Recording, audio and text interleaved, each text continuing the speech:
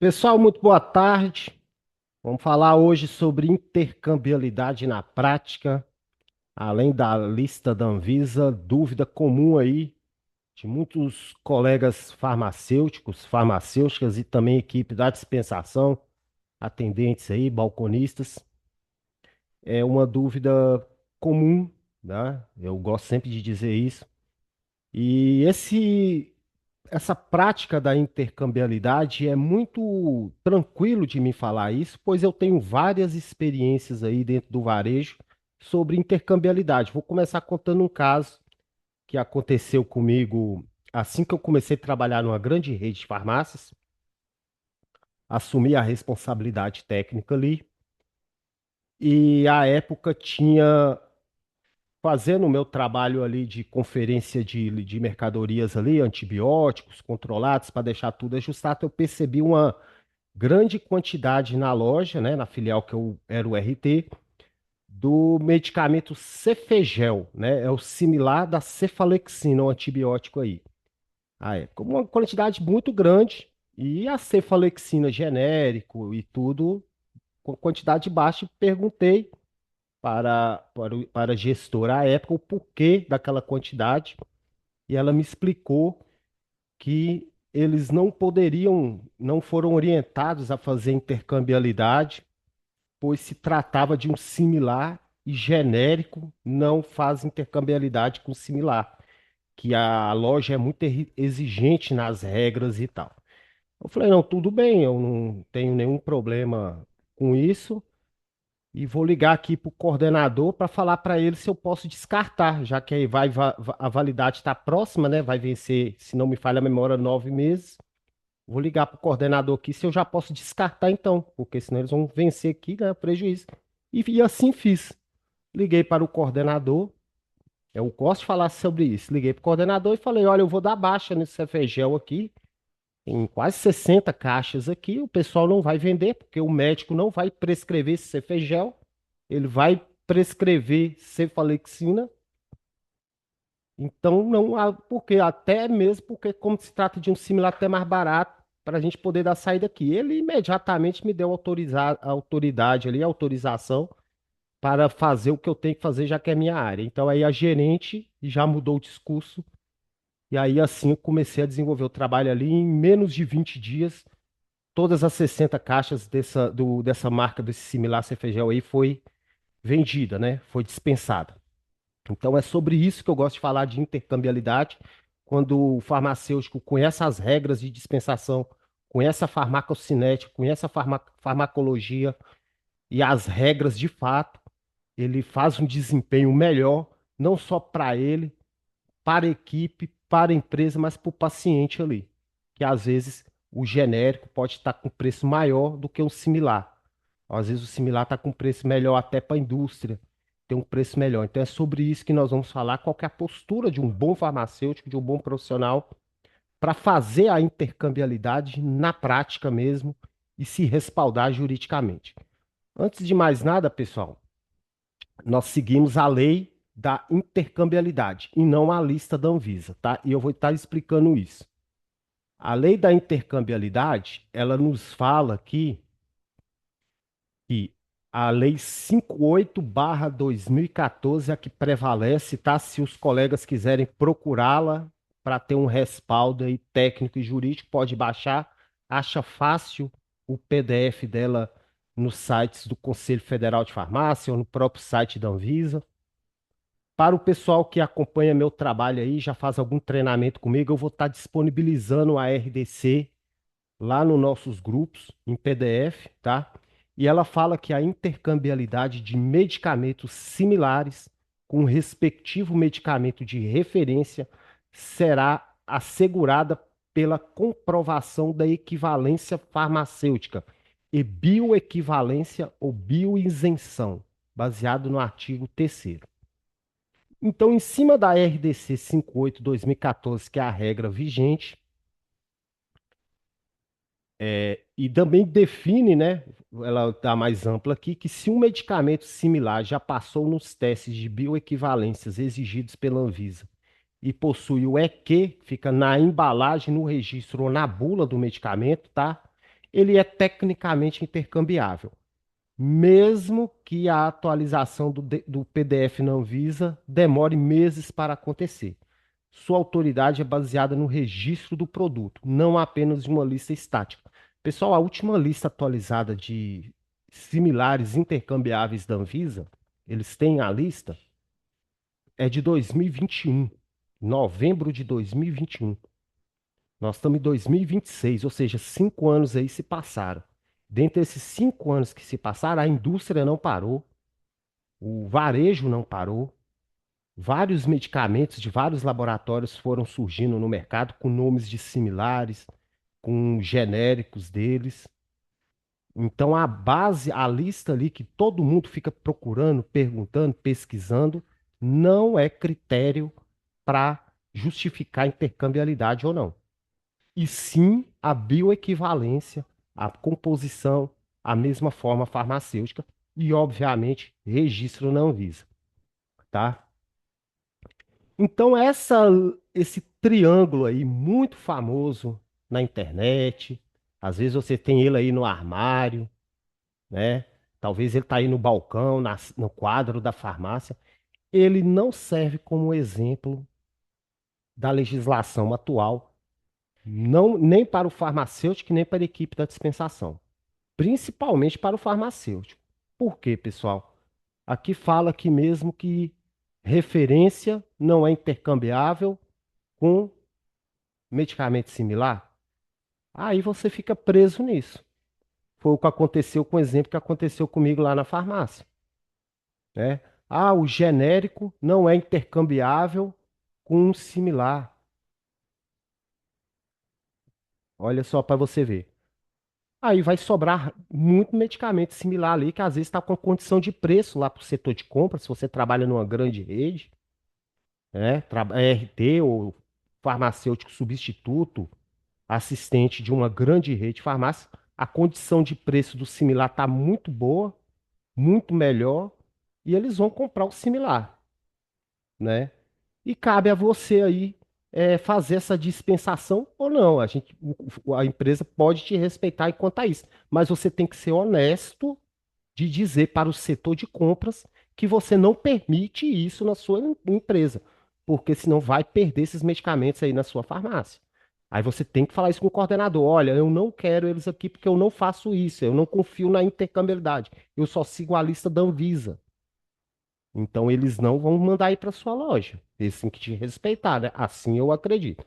Como não funciona assim, eu quero dizer para vocês que a base que nos rege de intercambiabilidade é a RDC 58/2014 e o seu conhecimento, a sua prática clínica, a sua vivência. E você, enquanto farmacêutico, você tem que saber o que é similar equivalente, similar bioequivalente, forma farmacêutica e garantir não só para a equipe, mas principalmente para o paciente que aquele medicamento vai fazer o mesmo efeito que o referência e que o genérico, porque está aprovado na Anvisa com o mesmo princípio ativo, a composição. Então você tem que passar essa segurança para o cliente. Então, se vocês têm essa lista aí, esse fluxo aqui, como base aí, como norte da intercambiabilidade, jogue fora, tá? Isso aqui não existe, tá? Eu vejo na internet, vejo até nos nossos grupos, pessoal utilizando isso aqui. Isso é falso. Isso é fake news. Não funciona para farmacêutico, não é base, tá? A base segura de intercambiabilidade é você enquanto farmacêutico. Se a farmácia não tiver farmacêutico, aí a equipe pode dispensar isso aqui. Agora, você enquanto farmacêutico não deve respeitar isso aqui não, porque isso aqui é errado. Isso aqui vai gerar prejuízo para a empresa, tá? A base legal você tem que mostrar para a equipe é assim, ó, a intercambiabilidade é comigo. É eu que respaldo, é eu que assumo a intercambiabilidade. Então esse aqui é o triângulo da confiança, né? Que a gente chama, né? A gente tem medicamentos de referência, genéricos, similar e equivalente, né? Então você tem que garantir para o paciente que qual que é a diferença dos três, para ele não ficar confuso, né, de uma forma bem prática, bem didática ali, com linguajar que ele entende. Tem muito pessoal aí que gosta de conversar bonito, técnico, né? Falar aquelas palavras que nem ele entende. Mas não é assim. Quem tá aí no balcão, na farmácia, no dia a dia, tem que passar uma posição aí para o paciente ali, para a equipe ali, que às vezes você não tem aquele medicamento que tá lá na prescrição, mas tem o equivalente, explicar para ele que é a mesma coisa, a mesma fórmula, a mesma composição, só muda o laboratório. E o preço é mais barato por conta disso, porque o similar equivalente não precisa passar por todos aqueles testes ali que o referência passou lá no início para registrar. O Brasil permite isso com a quebra de patentes. É o que vai acontecer agora com as canetas emagrecedoras, né? Tá tendo todo o debate aí que eles querem quebrar a patente do Mounjaro, da Ozempic. Para quê? Para baratear isso, porque aí todos os laboratórios presentes no Brasil vão poder produzir o mesmo princípio ativo que a Ozempic faz, que o laboratório da Mounjaro faz. Vão colocar outros nomes, né? Outros nomes, o genérico ou outros nomes, para comercializar o princípio ativo da semaglutida, da tirzepatida, agora no Brasil. Então você tem que explicar isso para o paciente, que o similar equivalente funciona igual referência, funciona igual o medicamento genérico de laboratório Y ou X. Esse é o triângulo da confiança, tá, pessoal? E o registro não visa, tá? Se está registrado não visa, é porque foi feito os testes de bioequivalência.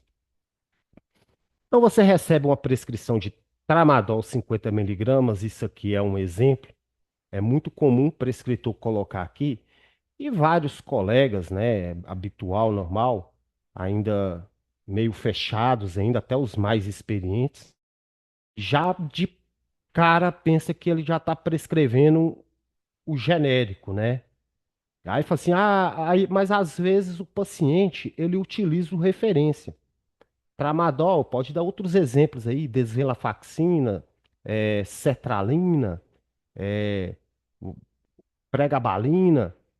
Aí você recebe a prescrição com o nome, né, Tramadol 50 miligramas, mas às vezes o paciente, ele usa o Tramal, que é um similar, se você pesquisar aí. Mas aí o farmacêutico aí que não tem esse conhecimento, ele fala assim, eu não vou te vender o Tramal porque o médico colocou um medicamento genérico aqui nesse tipo de prescrição. Aí eu falo para vocês sobre a regra e a lei da DCB, né? Que é o nome universal da molécula. Quando o médico prescreve pelo princípio ativo, ele não está escolhendo uma categoria de produto, ele está definindo a terapia. Médico colocou princípio ativo, não quer dizer que ele está prescrevendo um medicamento genérico. Ele está colocando um tratamento e cabe a você, junto ao seu paciente, escolher qual o laboratório, qual a composição, qual marca atende aquela prescrição, desde que tenha a mesma forma farmacêutica, mesma dosagem, tudo igual e a quantidade de comprimidos suficientes para atender aquele paciente. Às vezes, tem um similar que está mais em conta do que um genérico. Obviamente, a gente vai pelo paciente, pela adesão ao tratamento, pelo mais barato. Mas às vezes o paciente ele não está habituado a tomar o genérico e prefere outro laboratório. Não tem problema nenhum, ele está no direito porque a lei assim permite. Entendeu? E não cabe nem atuação sanitária aqui, ou questionamento da atuação sanitária, desde que você seja o farmacêutico e tenha essa segurança clínica aí, você tem total liberdade técnica, e se a vigilância, uma fiscalização de rotina te questionar, você tem uma base aí para fazer uma justificativa tranquila e calma, tá? Sem estresse. É uma interpretação deles, você tem a sua. Autoridade sanitária é autoridade sanitária, não é autoridade da sua loja. Quem comanda a sua loja é você. E você tem que deixar isso bem nítido, com postura, perante a vigilância sanitária, perante os fiscais, perante a equipe, perante aí a comunidade, tá?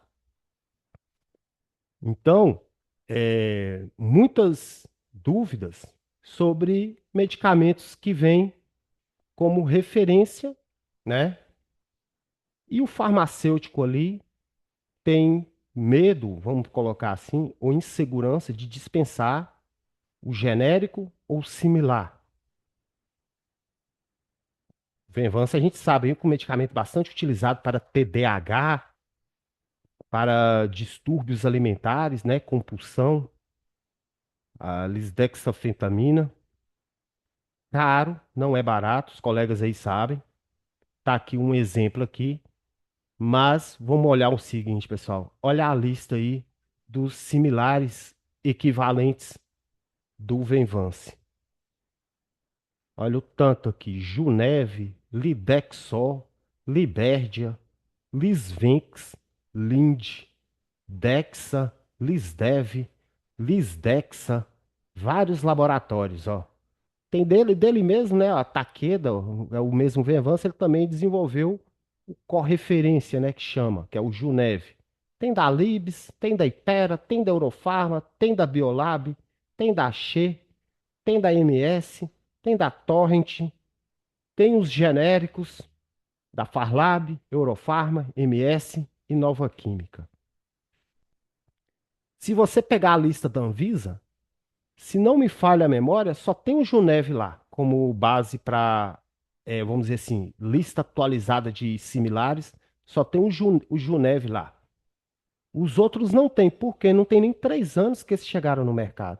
E a lista não foi atualizada. Mas eles são equivalentes.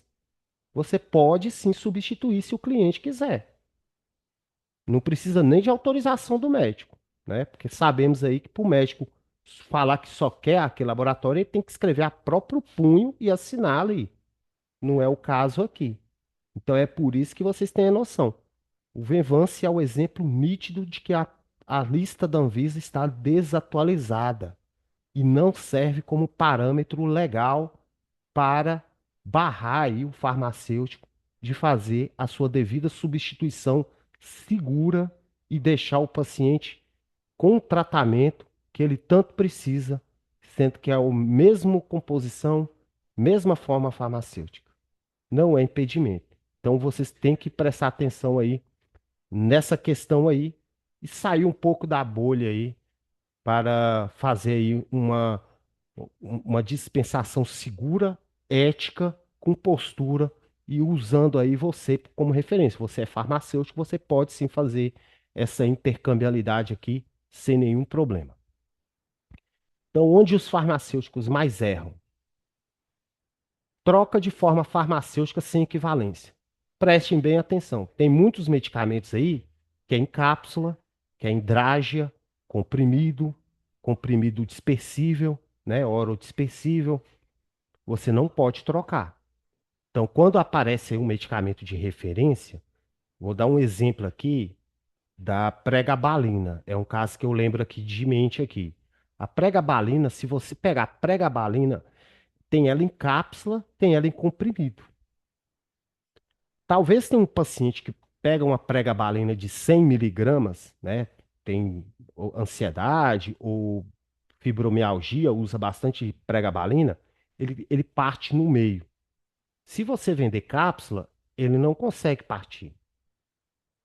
O Pregbital, que é o referência ali, ele é comprimido, revestido. E você tem que olhar qual laboratório que é comprimido revestido, se assim você quiser fazer a intercambiabilidade dele, por genérico.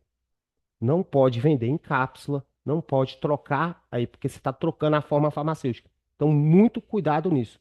Sempre que o paciente quiser o genérico ou similar, olhe lá na caixa, na embalagem do medicamento, qual tipo de comprimido. Aí você vai ver a forma farmacêutica. Se o genérico for a mesma forma farmacêutica, ele é equivalente. Ele é equivalente. Então pode fazer essa intercambiabilidade aí tranquilo e o paciente não vai sentir nenhum efeito colateral, nenhum problema, porque é a mesma coisa, tá? É o mesmo princípio ativo, vai fazer o tratamento igual. Esquece de carimbar a prescrição, porque é seu registro ali, porque você, enquanto farmacêutico, permitiu essa intercambiabilidade. É um documento que te respalda, fiscalização nenhuma pode te questionar. Você está assumindo isso, que fez a intercambiabilidade, pois é ato privativo de farmacêutico. Então, sempre carimbe e assine, né? E um outro erro comum, aceitação de similar por similar sem equivalência, né? Que tem muitos medicamentos aí no mercado similares, mas eles não têm comprovação de equivalência. Então sempre fica ali na bula do medicamento a palavra é que, ou então ele é equivalente. Então vocês têm que prestar muita atenção nisso. É muito raro ter psicotrópico que não é equivalente, tá, pessoal? E eu vou falar por quê. Porque a exigência da Anvisa para aprovar um medicamento similar, ela é muito rígida. O laboratório ali demora até 2 anos para conseguir esse registro. Então, quando ele consegue esse registro, a Anvisa automaticamente já aprova na bula dele que ele é equivalente. A não ser que o laboratório ali quer fazer uma forma farmacêutica diferente. Aí ele não é equivalente.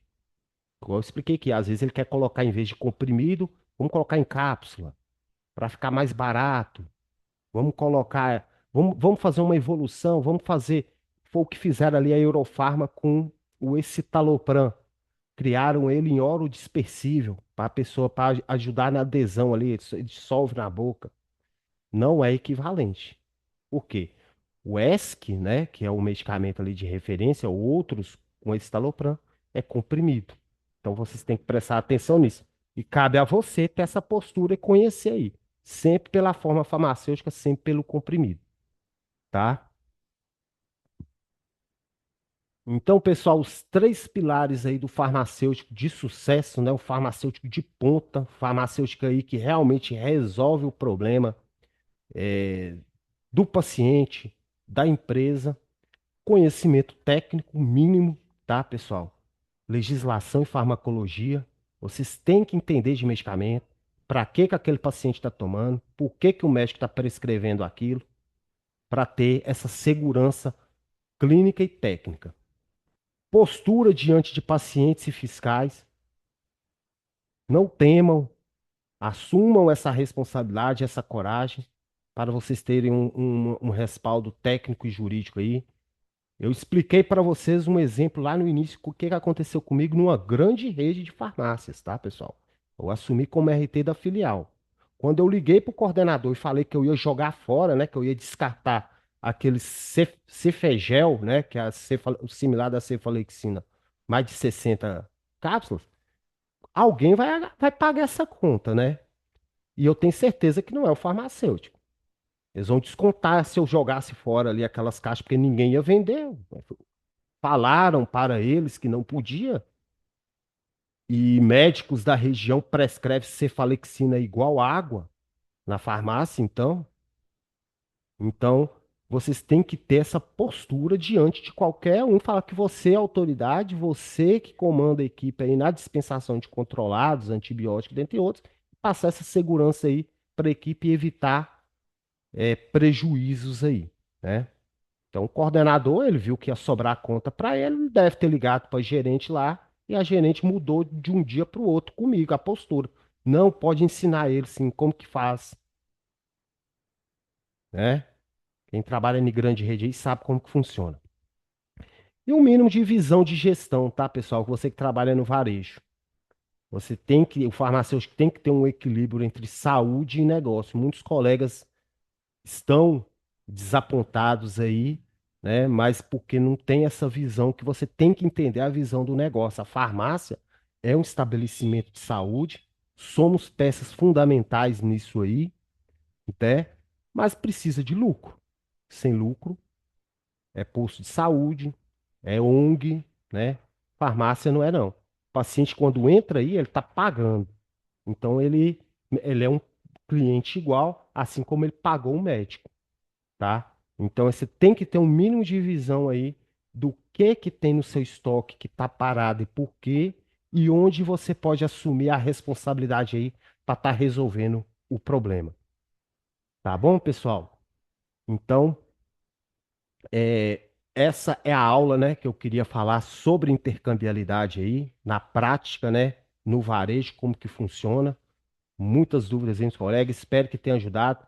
Esses slides aqui vai estar nos grupos VIP, quem participa dos meus treinamentos. E para você que chegou até o final aqui, né? Curso Portaria 344 na prática, com videoaulas igual essa, por apenas R$ 99, tá? E dentro desse valor tem uma oferta no SNGPC também, videoaulas gravadas, que eu mostro tudo lá sobre o SNGPC. Não é mensalidade, cota única. Vou deixar o link com essa oferta que vai expirar em 24 horas, então aproveite para fazer essa inscrição. Coloque o número do seu WhatsApp na matrícula para que eu possa te adicionar no nosso grupo VIP. Suporte individual comigo, dúvidas que eu tiro ali. Sempre temos aulas ao vivo, como essa aí, que eu abro o Zoom ali, o Google Meet, para tirar dúvidas aí entre os colegas, casos reais e trocas de experiência. Tá bom, pessoal? Muito obrigado por ter acompanhado essa aula. Espero que tenha ajudado vocês e até a próxima.